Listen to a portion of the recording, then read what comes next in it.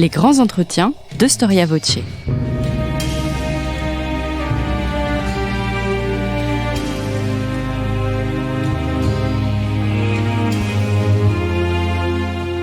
On retrouve Christophe Dickès.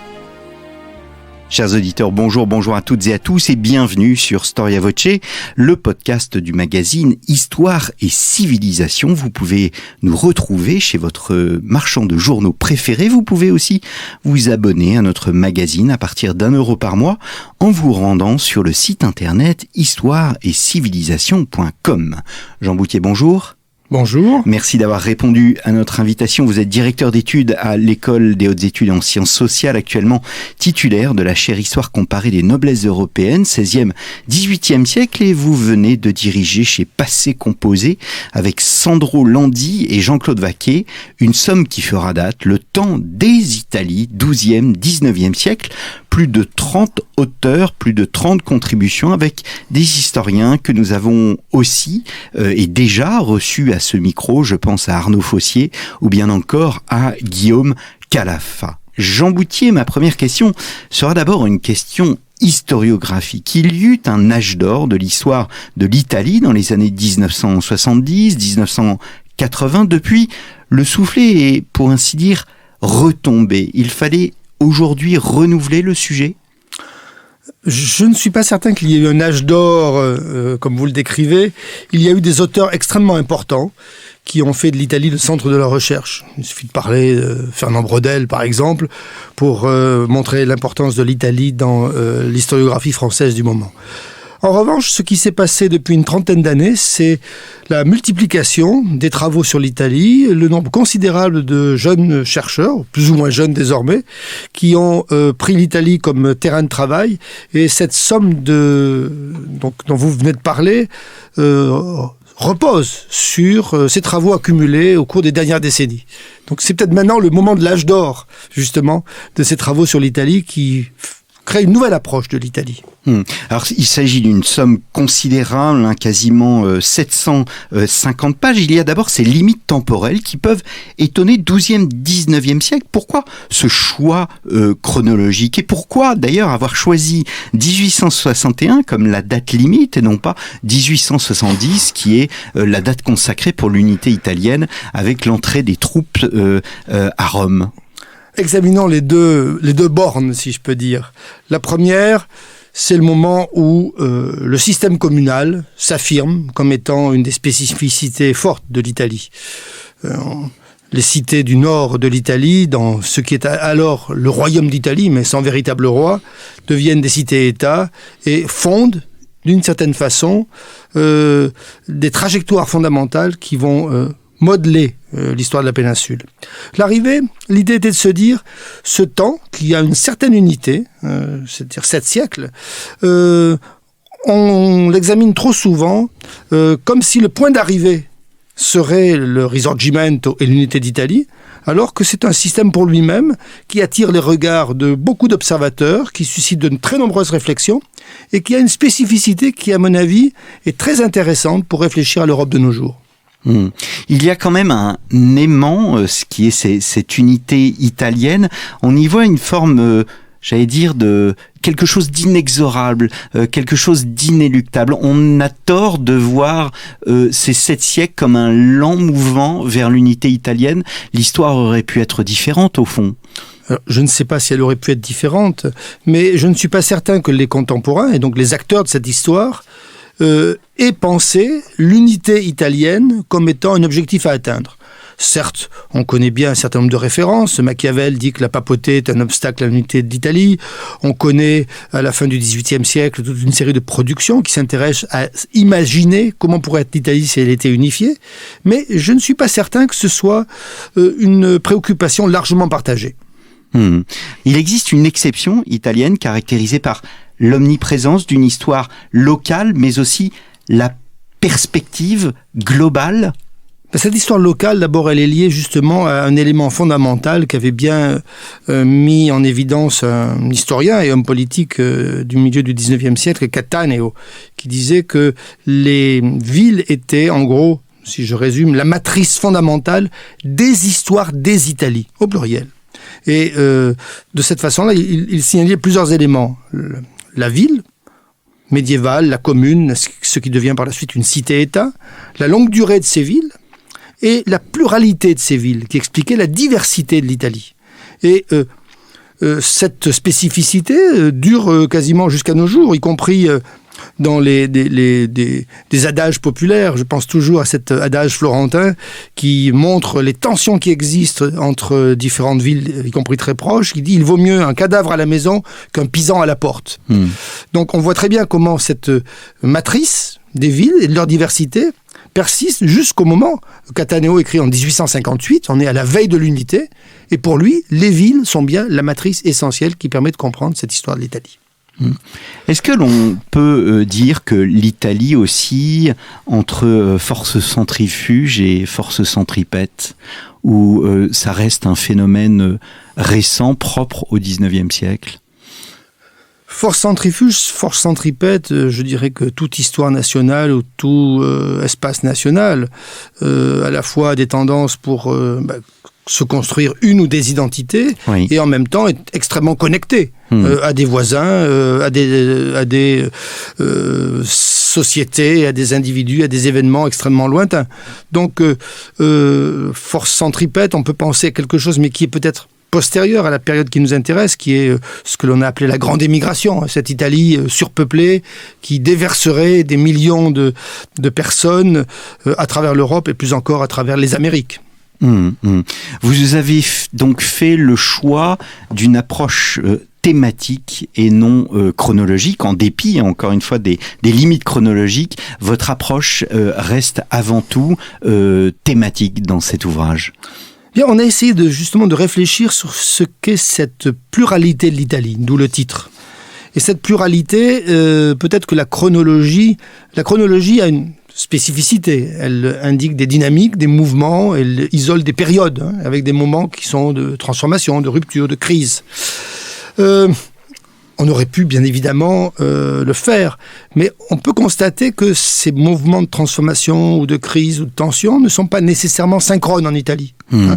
Il y a des villes-États qui se transforment en principautés au cours du XIVe, XVe siècle, d'autres qui persistent. Elles persistent en se changeant elles-mêmes. Donc, une chronologie aurait été quelque chose, je pense, de trop simplificateur. En revanche, ce qui nous a intéressés est de mettre en avant, non pas des divisions, je dirais, temporelles, mais plutôt des échelles spatiales. Et le livre est un petit peu construit là-dessus. Les échelles ne sont pas simples, mais à la fois percevoir qu'est-ce que c'est que l'Italie dans son ensemble, qu'est-ce que ça veut dire, pour qui et quand, et en même temps ne pas effacer sous cette approche globale des réalités de terrain extrêmement divergentes ou différentes, ce que j'appelais les cités. Et donc ce poids de ces cités et la façon dont ces cités se transforment différemment. C'est parce qu'elle est tout cela à la fois qu'il faut parler des Italies et non pas de l'Italie ? Parce que le titre a de quoi te surprendre. Le temps des Italies, 12e, 19e siècle. Alors que est-ce que le sort de l'Italie est comparable à celui de l'histoire de France ou bien même de l'histoire de l'Espagne, où précisément les régions ont une importance toute particulière? Est-ce que ce sont des comparaisons que l'on peut faire où il existe, encore une fois, une spécificité italienne?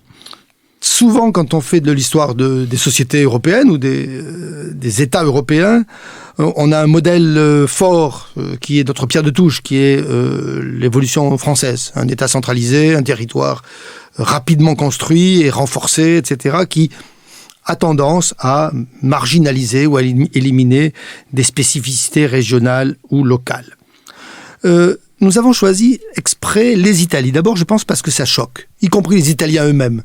Lorsque nous avons proposé ce titre à nos collègues italiens, ils ont été extrêmement étonnés. Et pourtant, c'est un terme, j'ai découvert plus récemment, qui a été utilisé par un certain nombre de grands historiens. Par exemple, dans son histoire de la civilisation européenne du XVIIe siècle, Pierre Chonu parle des Italies. Si on se met au cœur du Moyen-Âge, le point de départ du livre, on a bien 3 royaumes. Le royaume d'Italie, au nord, les États du Pape, au milieu, qui est un royaume, et le royaume de Sicile, au sud. On a bien 3 Italies. Si on regarde dans le détail, c'est pas 3 Italies que l'on a, c'est beaucoup plus. Par exemple, lorsque Vasari fait, au milieu du XVIe siècle, une histoire des peintres et des artistes.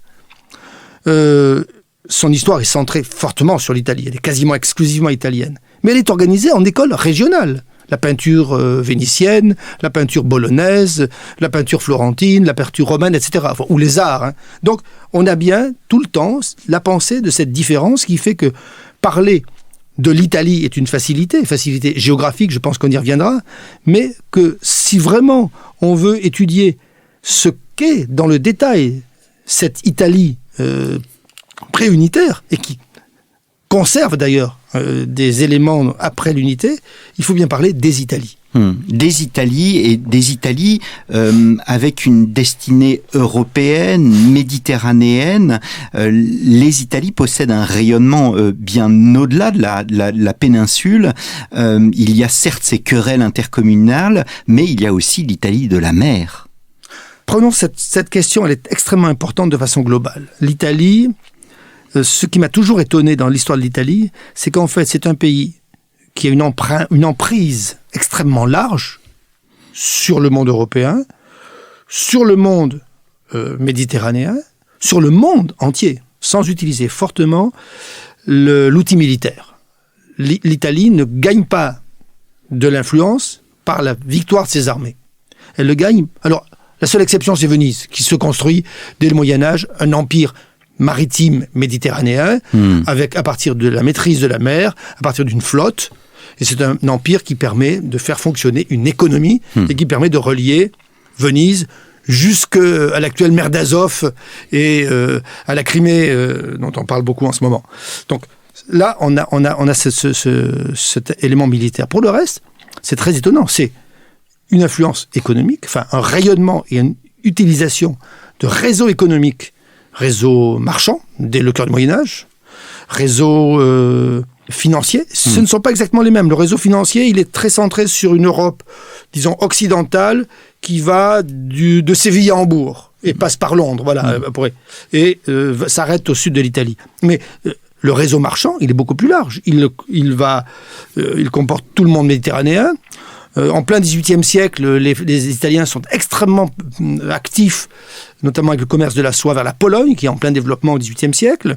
Et puis bon, parlons de ces marchands voyageurs que tout le monde connaît, comme Marco Polo, qui vont jusqu'en Chine, et donc qui montrent bien le rayonnement très éloigné de l'Italie. Alors, il y a une forme, en revanche, spécifique méditerranéenne. J'ai parlé de la présence militaire, et là, il y a des affrontements forts. Il y a des guerres extrêmement fortes. Il y a un affrontement entre Venise et l'Empire ottoman, avec un moment clé qui est la bataille pour le contrôle de la Crète, ce qu'on appelle classiquement la guerre de Candie, qui s'achève avec une défaite vénitienne à la fin des années 1660. Mais tout autour du monde méditerranéen, non seulement au nord, mais également au sud, on a des colonies marchandes, ce que l'on appelle les nations, c'est-à-dire des petites enclaves en territoire, soit chrétien au nord, soit musulman à l'est et au sud, dans lequel les marchands italiens bénéficient de privilèges spécifiques, bénéficient de justice spécifique pour traiter des problèmes lorsqu'il y a des conflits, et ainsi organisent leur activité commerciale ou commerçante. Donc voilà un peu les différents espaces, mais on pourrait en ajouter d'autres. Le rayonnement artistique, le rayonnement de la peinture italienne. Hein. Les peintres italiens se sont répandus, mais assez inégalement. Mais alors on peut citer des noms connus. Léonard de Vinci et François Ier, c'est une banalité. Mais allons un peu vers des choses plus rares et plus extrêmes auxquelles on ne pense pas nécessairement. Le neveu de Canaletto, Bernardo Bellotto, est un grand peintre en Pologne et en Allemagne, à Dresde et à Varsovie. Allez à Varsovie, au musée du château de Varsovie, et vous verrez ces extraordinaires vues polonaises de Bellotto. Un peintre totalement inconnu, mais qui est un héros en Pologne, c'est Marcello Bacciarelli, italien, tout ce qu'il y a de plus italien, et qui construit le goût de la cour polonaise à l'époque de Stanislas. Donc on voit très bien cette influence multiforme, et je peux conclure par le plus beau, peut-être la conquête de l'opéra italien en Europe au XVIIIe siècle, qui écrase la tragédie en musique à la française qui a disparu à partir des années 1740 pour faire de l'Italie le modèle musical chanté de l'opéra à travers toute l'Europe. Alors, je souhaiterais que nous arrêtions sur vos deux contributions. La première est consacrée à la cartographie de l'Italie, peut-être des éléments contextuels. Quand est-ce que se développe la cartographie en Occident ? Alors, d'abord, une remarque d'ordre général. Je parlais tout à l'heure d'échelle. La cartographie nous sert pour voir comment les contemporains ont pensé, se sont représentés l'Italie. Alors c'est très intéressant, la cartographie de l'Italie arrive relativement tardivement, au Moyen-Âge, par l'intermédiaire de Byzance, puisque c'est l'héritage du grand cartographe hellénistique, enfin de l'époque romaine, qui est Ptolémée d'Alexandrie. Ptolémée produit une description du monde, et il le produit astronomiquement, c'est-à-dire avec des coordonnées géographiques de plusieurs milliers de sites à travers le monde. Et ces coordonnées permettent de construire des cartes. Ces cartes étaient perdues, on ne les a jamais retrouvées, mais elles sont reconstruites par un savant byzantin à la fin du XIIIe siècle. Et c'est le texte de ce savant byzantin qui arrive en Italie à la fin du XIVe siècle, parce que un grand savant byzantin qui s'installe à Florence et qui initie les Florentins au grec se fait le traducteur de la géographie de Ptolémée. Donc voilà, c'est une carte ancienne qui représente l'Italie à l'époque romaine, avec ses villes, avec ses divisions administratives et avec son nom. C'est là où on voit que le nom est ancien. Au milieu, au niveau de Rome, vous avez, en lettres capitales, alors que tous les autres noms sont en minuscules, le mot Italia. Et c'est le mot latin. C'est le mot que les latins utilisaient à l'époque romaine, c'est le mot que les Grecs utilisaient. Les latins avaient une acception un peu différente de la nôtre, puisque le sud de l'Italie, qui était la Grande Grèce, en gros, n'était pas vraiment dans l'Italie. Donc la Sicile ne faisait pas partie de la carte. Exactement. Et dans les cartes, ce que l'on appelle la tradition ptolémaïque, c'est-à-dire cette résurrection, en quelque sorte, de la géographie antique et de l'œuvre de Ptolémée, le modèle ptolémaïque exclut la Sicile. Il y a juste un bout de Sicile que l'on désigne à peine, comme si la Sicile n'était pas dans l'Italie. Absolument. D'où vient le nom italien ? Il se trouve sur toutes les cartes du XIIIe siècle, mais vous venez de le dire, il ne désigne pas forcément ce que nous entendons, nous, par Italie. Que signifie ce mot italien ? Quelle est sa signification ? Il y a des étymologies variées, mais simplement, je dirais plus simplement et plus banalement, c'est le terme que les anciens Romains utilisaient pour désigner la péninsule italienne, en gros, allant du sud de l'Italie jusqu'aux Alpes, et la limite est une espèce de limite géographique naturelle. La barrière des Alpes signale une limite géographique pour une entité qui n'a jamais été, à l'époque ancienne, une identité totalement politique. Voilà. On fait des cartes pour des motifs militaires, des motifs politiques ? C'est assez compliqué. On connaît l'usage de la cartographie pour des motifs militaires au cours du XVe siècle et au cours du XVIe siècle. C'est rarement des grandes cartes, c'est plutôt des cartes de détail qui permettent de penser une campagne, de comprendre une bataille. Et ce n'est pas tant celle-là qui est utilisée pour dépeindre l'Italie. En revanche, dès lors que au XVIe siècle se sont installés des États territoriaux qui couvrent désormais bien au-delà l'espace de domination d'une ville, ce sont des grandes organisations régionales. Là, on voit que soit les cités-États, Venise, Gênes, par exemple, soit les principautés, le Piémont, la Toscane, commandent des cartes de leur État.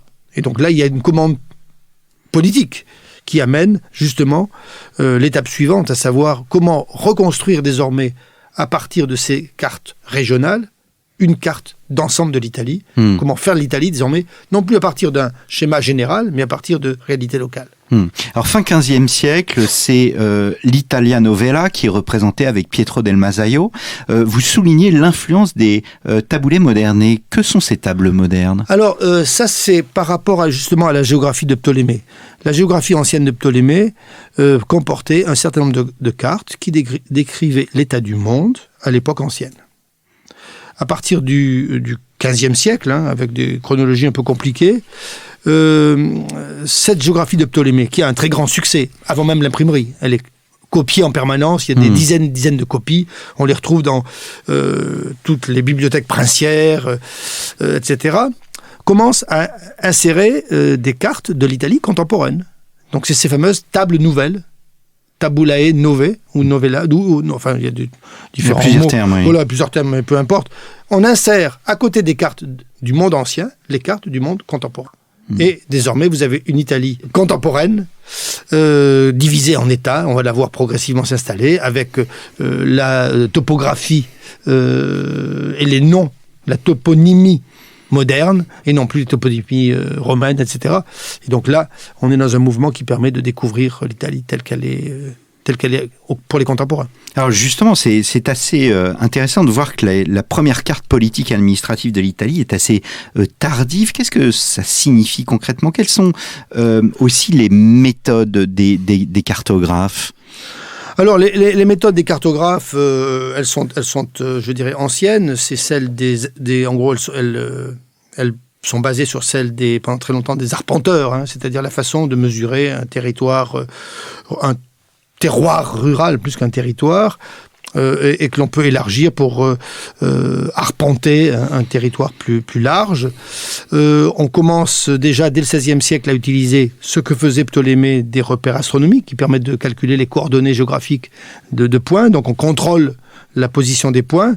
Et en revanche, je dirais la véritable cartographie basée sur une trigonométrie rigoureuse. Donc ça, c'est un système dans lequel on permet de positionner des points par rapport aux autres par des triangles qui sont calculés mathématiquement. C'est une méthode qui s'installe beaucoup plus tardivement. Je pense qu'on va y revenir. C'est au XVIIIe siècle qu'on voit à travers l'Italie se mettre en place un certain nombre de travaux justement de cartographie trigonométrique précise qui vont permettre une carte extrêmement riche. Alors riche et précise, oui. Parce que la première partie de ma question, c'était la première carte politique et administrative de l'Italie, Giovanni Antonio Maggini, à la charnière des 16e, 17e siècles. Que dit cette volonté de représenter administrativement, politiquement, cet ensemble italien? Alors, justement, la référence et le point de départ, c'est la cartographie de Ptolémée. Et donc la mesure de l'écart qui existe entre ce monde ancien, même ce monde un petit peu transformé du XVe siècle, et le monde tel qu'il se construit politiquement, l'Italie telle qu'elle se construit politiquement au cours du XVIe siècle. C'est la mise en place des États territoriaux, des grandes principautés, et là on a un besoin très nouveau, c'est-à-dire de rendre compte à la fois de l'intérieur et de l'extérieur, ce qu'est devenue cette Italie au cours des guerres d'Italie, et plus encore après la fin des guerres d'Italie, c'est-à-dire à partir des années 1560, où là, le système est désormais à peu près stabilisé et où aucun État nouveau, véritable, ne va se créer. Alors nous arrivons peu à peu, nous partons d'une cartographie de cabinet que vous désignez comme étant une cartographie de cabinet à une cartographie de terrain. C'est un travail de plus en plus précis qui nécessite d'être, comme son nom l'indique, sur le terrain. Bon, il y a un tournant important qui est à la fin du XVIIe et au début du XVIIIe siècle. Et là se met en place une cartographie que je dirais scientifique de cabinet, c'est-à-dire la capacité qu'ont un certain nombre de grands géographes d'établir, de contrôler, de corriger et d'établir des données précises, des données géographiques précises, à partir de collections très diverses qui peuvent être des cartes anciennes, des récits de voyage, des relevés de marins, toute une série d'éléments. Ce contrôle très systématique aboutit à une des plus importantes cartes d'Italie, qui est publiée à Paris au milieu du XVIIIe siècle. Au même moment, on assiste localement à des initiatives justement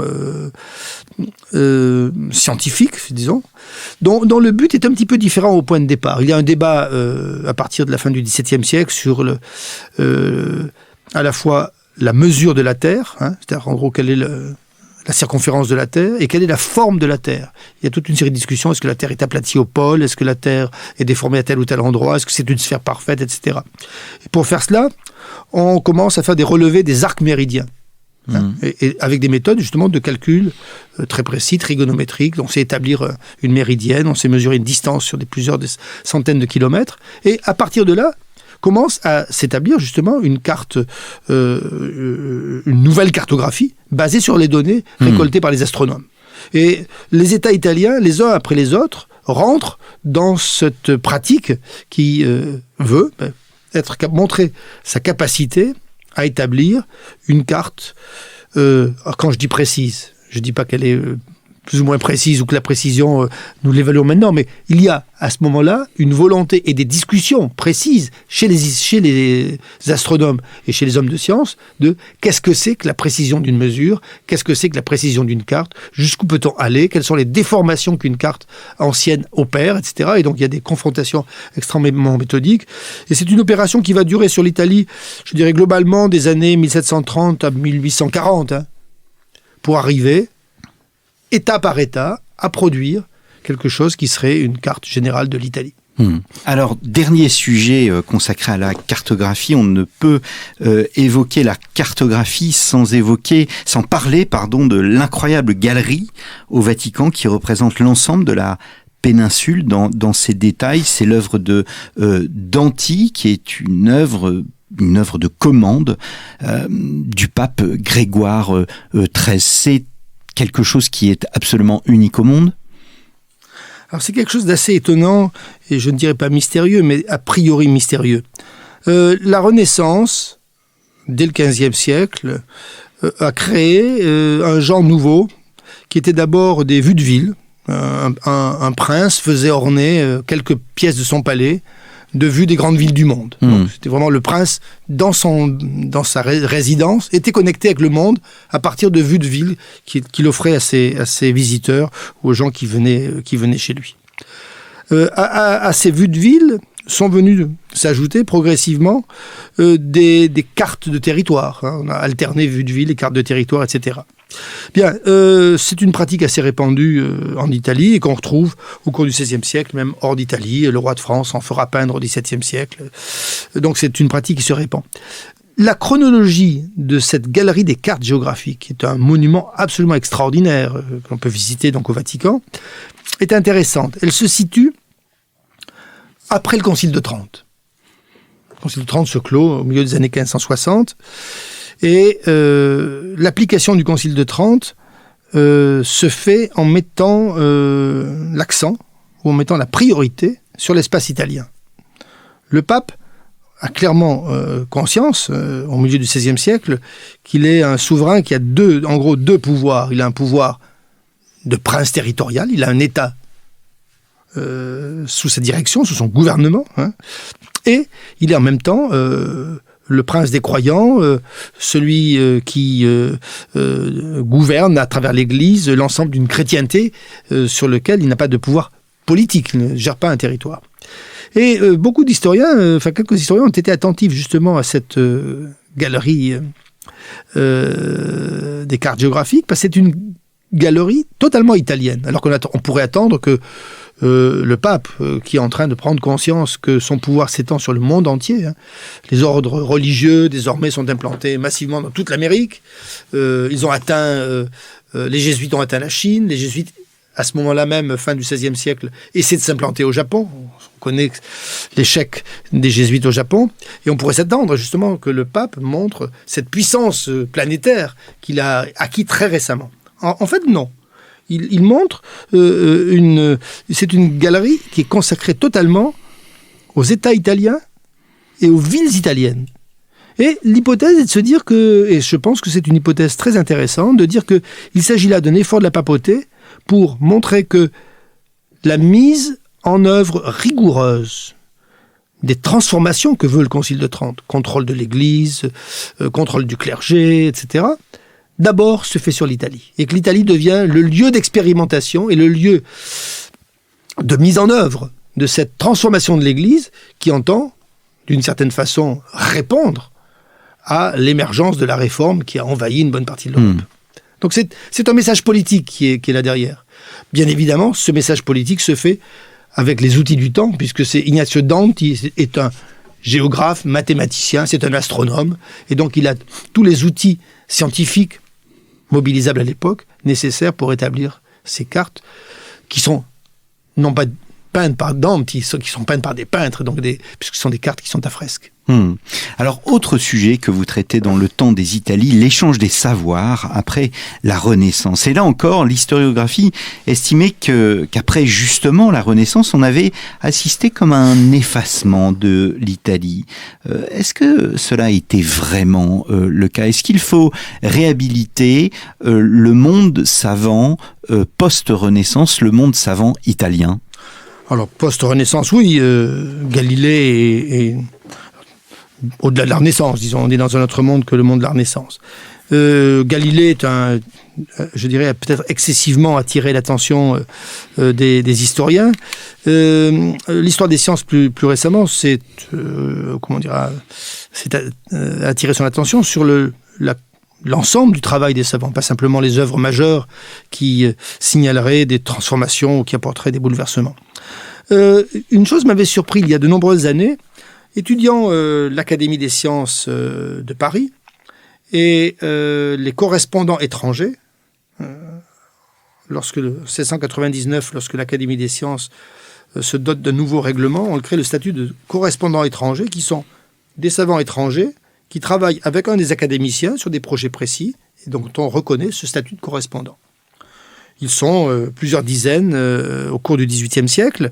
Et ce qui m'avait étonné, alors qu'on mettait, je dirais, en avant une géographie qui serait celle de l'Europe du Nord, de Berlin à Londres, disons, comme étant le cœur de la science, les correspondants les plus nombreux sont les Italiens. Donc, pourquoi? Qu'est-ce qui se passe? Alors, est-ce qu'ils sont les plus nombreux parce que les Français sont plus en correspondance, sont en relation avec eux qu'avec d'autres? C'est possible. Et le fameux voyage de l'abbé Nollet le montre.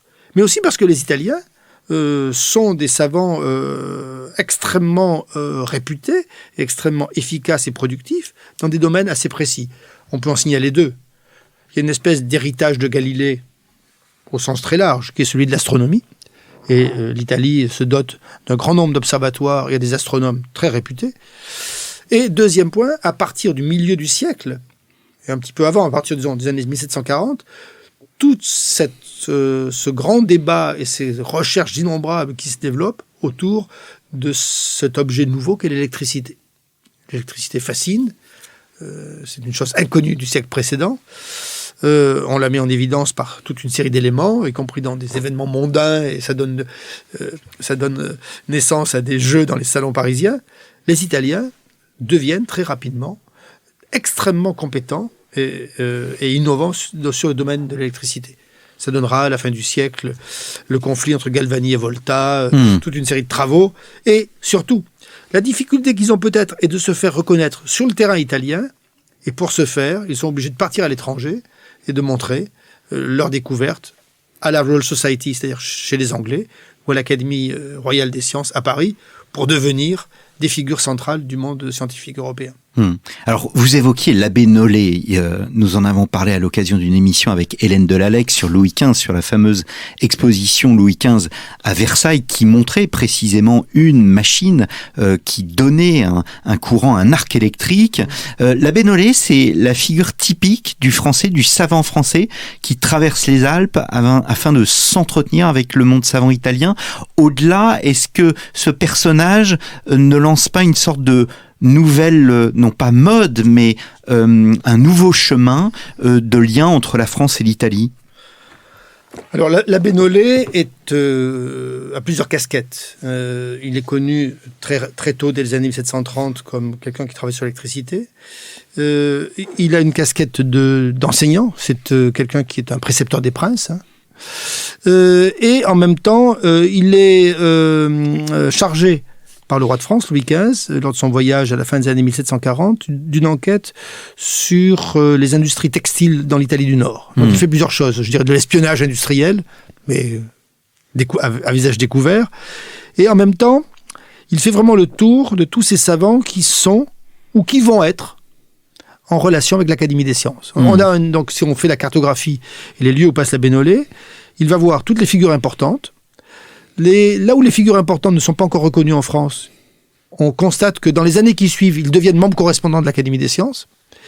Et cela nous donne, d'une certaine façon, une espèce de cartographie de l'Italie savante qui repose sur les grands sites universitaires italiens, c'est-à-dire autour de Milan, autour de Padoue, Bologne, Florence, Rome, qu'il ne faut jamais oublier. Rome est encore un centre scientifique important, et jusqu'à Naples. Alors, on assiste à un retour des échanges scientifiques dans les décennies 1740-1760. Que sait-on de ces échanges, de ces rencontres? Est-ce qu'on en connaît leur nature, leurs fruits même? Alors, les échanges sont multiples. On pourrait prendre des exemples. On vient de voir la Bénolé. Un des voyages suivants importants est le voyage de la Condamine. La Condamine est un astronome qui a été chargé de mission pour aller travailler dans les terres australes, notamment dans l'Amérique espagnole. Et la Condamine s'intéresse dans les années 1750, quand il voyage en Italie, à la vaccination. Donc la vaccination contre la variole, ce qui est le moment qui est les premières expériences sur la vaccination. Et c'est une de ses préoccupations. Et lorsqu'il se déplace d'une ville à l'autre, il examine est-ce que des tentatives ont été faites, où on est de la connaissance des savants italiens de ces expériences-là, etc. Alors on pourrait les suivre. Il y a toute une série, deuxième moitié du XVIIIe siècle, de voyages savants, plus ou moins bien connus. Lalande. Alors Lalande, l'astronome Lalande. Si j'en mets d'autres, Latapie est moins connu, mais récemment son séjour en Toscane a été édité par un collègue de l'université de Grenoble, Gilles Montègre. Latapie est un naturaliste, donc il s'intéresse à différents éléments, le paysage, la production agricole, etc. Lalande, c'est un grand astronome. C'est un des grands astronomes français du second XVIIIe siècle. Et Lalande, lui, ce qui est très intéressant, c'est qu'il s'intéresse vraiment à la complexité de ces milieux intellectuels italiens. Et par exemple, dans la deuxième édition de son voyage d'Italie, celle qui paraît dans les années 1780, c'est un petit livre, mais en 7-8 volumes, on a, ville par ville, une espèce d'annuaire des savants ou des intellectuels importants du lieu. Et il les a obtenus, en général, parce qu'il a conservé énormément de contacts avec le monde italien. Il est en correspondance très régulière avec des dizaines de savants. Et c'est une espèce d'état à jour, un ouzou de l'Italie savante, qui est extrêmement utile, y compris pour nous, pour repérer actuellement, non pas ceux qui étaient des savants, mais ceux qui étaient à l'époque considérés comme des savants importants. Alors justement, il y a la République des lettres, dont le concept date du XVe siècle. Il y a aussi la République des sciences, un monde fait de réseaux, au fond. Alors la République des sciences, je veux dire, ça rentre... Dans la République des lettres, le mot de lettres indique simplement l'ensemble ce que les Italiens appellent letterati, c'est-à-dire disons, des intellectuels, des savants. Le terme englobe... Les gens sont des spécialistes de diverses disciplines, non pas de la spécialisation que nous avons désormais. La République des sciences, c'est un terme qui a été employé récemment pour décrire justement la mise en place à la fois de modes de relations, d'institutions à l'échelle européenne, voire au-delà, qui permet justement de renforcer les échanges savants, la circulation des nouvelles et de l'information, la mise à l'épreuve des expériences faites dans un endroit par d'autres savants, etc. Et ça s'organise essentiellement autour, avec différents objets ou différents outils. Les grandes académies scientifiques. L'Italie en a une grande, qui est l'Académie des sciences de Bologne, doublé, c'est assez compliqué, c'est une structure double. Il y a une académie des sciences à Bologne et un institut des sciences qui est là où les académiciens des sciences enseignent. Donc on a à la fois une structure de production de savoir et une structure d'enseignement. Et c'est à côté, je dirais, de l'université de Bologne. Voilà. Et c'est une institution qui est à l'égalité quasiment des autres grandes références du moment qui sont l'Académie royale des sciences et la Royal Society à Londres, à l'Académie royale des sciences à Paris, excusez-moi, l'Académie des sciences de Berlin, la Royal Academy l'Académie royale de Stockholm et un peu plus éloigné, l'Académie de Saint-Pétersbourg. Et donc c'est ça en gros là. Et leur moyen d'échange, c'est à la fois les correspondances savantes, ils s'écrivent considérablement, le développement des périodiques savants qui sont échangés, et un certain nombre de ces institutions commencent d'ailleurs à publier régulièrement, tous les ans, les actes des travaux qui ont été accomplis durant l'année par l'Académie. Le modèle, c'est Paris.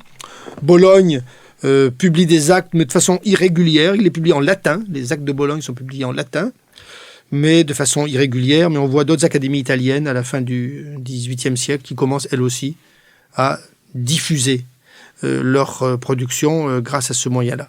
Il y a une initiative très intéressante qui se situe dans les années 1780, qui est l'Académie des 40. Alors, le mot 40, c'est un symbole que nous, Français, nous connaissons immédiatement. C'est le modèle de l'Académie française. Et c'est une académie très intéressante parce que c'est une académie virtuelle, dont le fondateur est un ingénieur qui n'est pas très connu, sûrement des Français, Lorgna, il s'appelle, à Vérone, et qui a l'impression que la science italienne n'est pas suffisamment connue. Il se propose donc de réunir 40 personnes qu'il considère comme les plus importants et de publier chaque année les mémoires importants, décisifs que ces savants auront produits et de les diffuser à travers l'Europe. Donc il y a une professionnalisation au fond du scientifique qui est propre à cette époque du XVIIIe siècle. Alors, professionnalisation, le mot est complexe parce que peu de ces savants vivent réellement de ce que nous considérerions, nous, de nos jours, comme un métier. En Italie, toutefois, j'attirerai l'attention sur le fait que, justement, une institution comme l'Université de Bologne, avec son Institut des sciences, commence à recruter ce que nous appelons des scientifiques, pour enseigner et les rétribue comme à la fois enseignants et chercheurs. Donc là, on a vraiment, dans certains lieux précis, une professionnalisation. Ça avait été commencé par l'Académie des sciences en France, puisque chaque académicien reçoit une pension royale et donc est rétribué pour son travail d'académicien. Et quelques académies à travers l'Europe avaient reproduit ce modèle. L'Italie le fait à Bologne. Au fond, ces personnages ont réinséré l'Italie, le monde italien, dans l'espace européen des sciences ? Je pense que l'Italie n'a jamais été absente de ce monde-là. Le poids du groupe des disciples de Galilée, par exemple, et ce n'est pas le seul, est considérable. Il y a un ensemble de mathématiciens, peut-être moins connus du grand public, mais qui sont tout à fait considérables également en Italie. Lorsque l'Académie des sciences, à la fin du XVIIe siècle, commence à recruter un certain nombre d'étrangers, les Italiens sont très présents. Donc je pense que l'Italie n'a jamais été absente. Elle est plus ou moins connue, mais elle n'a jamais été absente. Et elle ne figure pas peut-être dans cette façon que nous avons eue de faire l'histoire des sciences, qui a panthéonisé un certain nombre d'individus. Et donc Galilée, Newton, Lavoisier, vous en ajouterez dans la série.